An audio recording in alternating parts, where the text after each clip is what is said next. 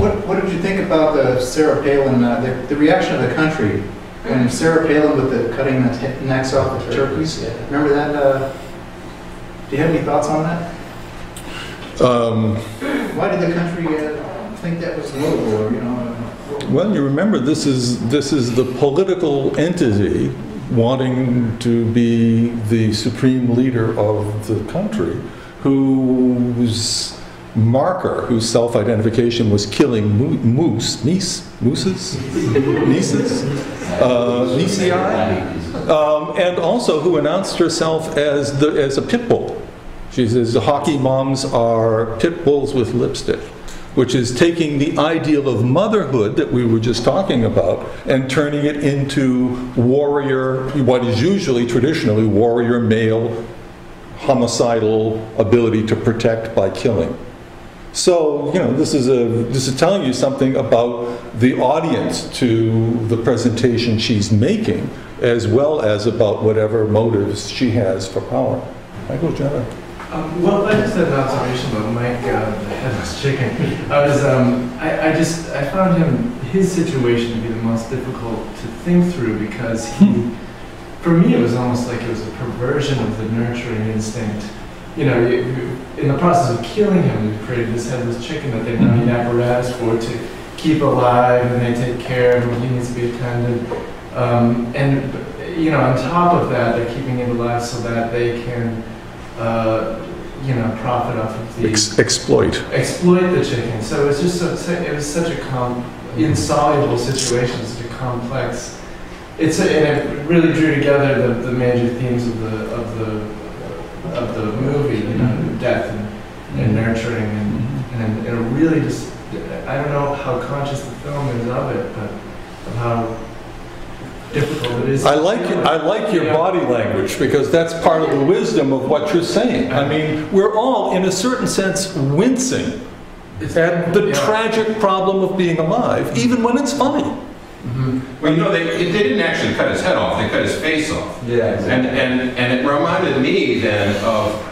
Oh, he brought his lawyer with him too. Yeah, I don't know how true these stories are, but Europe is full of stories of different peoples maiming their children to be able to send them out to beg, that's kind of the level at which it sort of reminded me. One of the themes, emotional themes, is the absence of disgust. There are a lot of scenes where you think disgust would be, and I think Sarah Palin's situation, she's drinking it, and that part I saw, she was drinking like a latte, and in the background, these animals are being slaughtered. There's sort of an absence of the disgust reaction. Well, I mean, one way of thinking about that, and I suppose in a sense it's not unrelated to Mike the Headless Chicken losing his head in the last days of World War II in 1945, is that the culture prides a technologically sophisticated culture operating on a global scale of empire, prides itself on its ability to master life and death without feeling.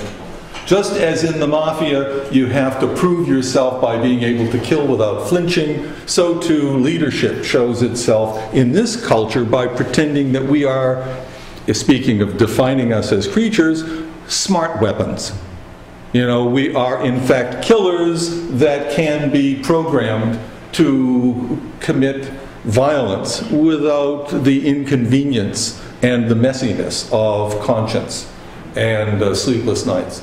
So from that point of view, all of these individual details and stories and parables are telling you something about the cultural world for which we all have some responsibility, even though we can't control it.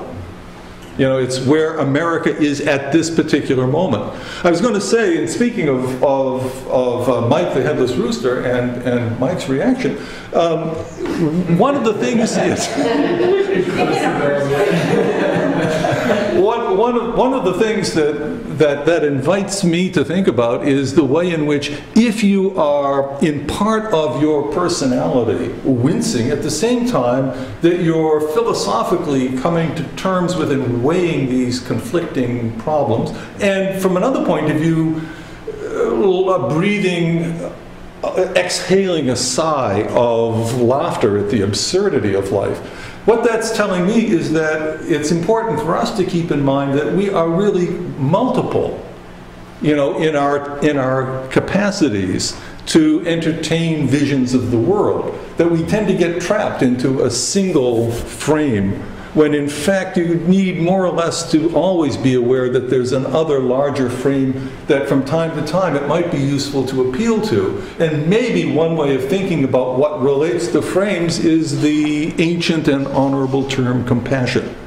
You know, if you know the dilemma we're in, then perhaps compassion becomes one way of keeping our impulse to act, and act in the short term and selfishly and perhaps inadequately, from overwhelming our ability to see other perspectives on a particular problem situation. Yeah. It's funny because I remember, you know, reading Heinrich Himmler was a chicken farmer. Beautiful. And but also Robert J. Lipton wrote in his book about, you know, Nazi doctors, you know, in a different situation, these same doctors, you know, worst, and I forgot another one you mentioned. They would, you know, they were pretty decent people, and but given that situation, but it reminds me of this whole thing a little bit. It comes to mind. It kind of bothers me a little bit about the nihilism. I mean, this, if taken too serious, this Beckerian thing, it gets like nihilistic. I mean, Becker at the end of Escape from Evil says, you know, it's really sad because as man becomes full of more self-esteem, he realizes, well, he becomes self-aware, he realizes that self-esteem can only come about from when he looks at other animals or other people and feels superior to them. And so you get this thing is the more we take, oh, that's bad, those chickens, and you know, you have to sort of, you know, accept it.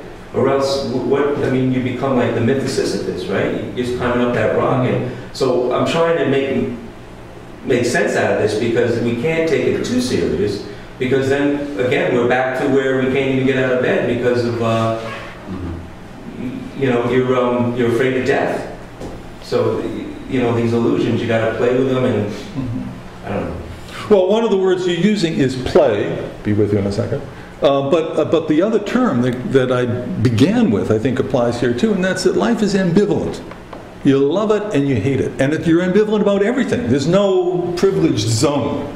You know, you want to grow up, you want to be an adult tomorrow, so you can do adult things, but you don't want to grow up because it means you're that close to having fewer choices and dying.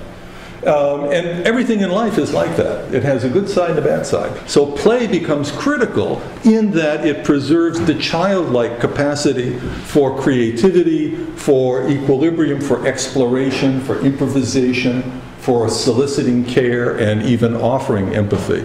And the other term that might be useful for thinking about this is imaginative sympathy. Because when you begin, as you said, when you begin to see yourself in nature, it also means, you know, you can not only see the other animals, but it doesn't necessarily mean you have to see yourself as superior. It also means you can see your own dilemma. You can see your own limitations.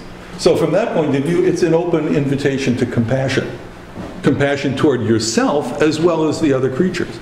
I mean, just think about the example you used of Nazi Germany. I mean, as you look at German cultural, as it were, cultural anthropology in the 30s in Germany, you're looking at a culture obsessed with the horrific dying and mourning of World War I, plus the loss of self-esteem of defeat, plus all of the economic disasters. And to make things much more complex, they find themselves submitting to a leader who is a hypochondriac and is ruthless, and whose party is sending X-ray machines and public health doctors around the Reich in order to build up the health of the endangered people. If you read the 1936 Nuremberg race laws, they behave as if the Germans are this tiny minority of weak, fragile, ailing victims, surrounded by powerful, burly, omnipotent Jews and enemies.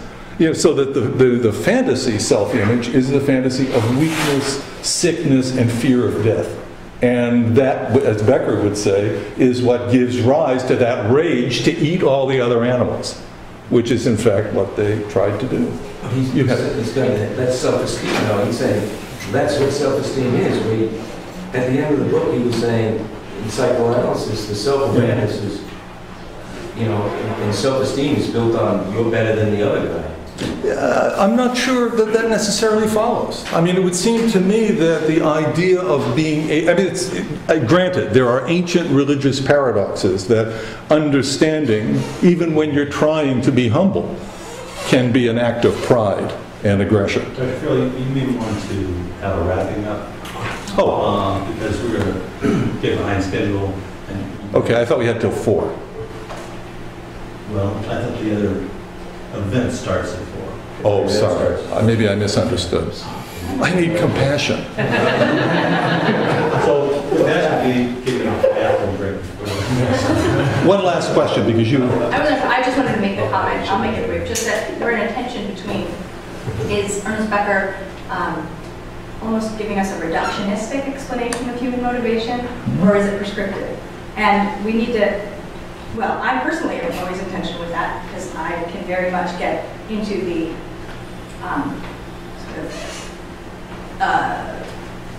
sort of lack of hope if we look at it in the reductionistic way. But if we want to figure out, if we want to have a plan of action for our lives, we have to discern what is the prescriptive.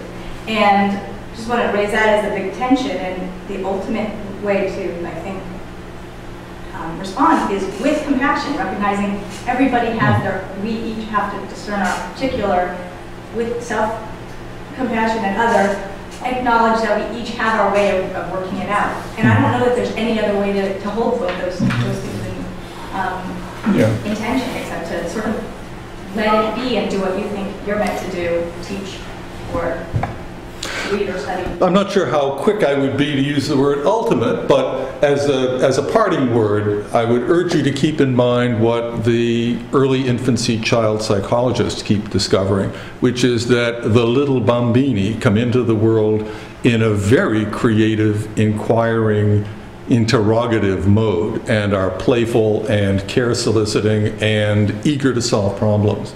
And it's really worth cultivating that, keeping that spirit, that capacity alive in us. Thank you very much for coming. It was a delightful discussion.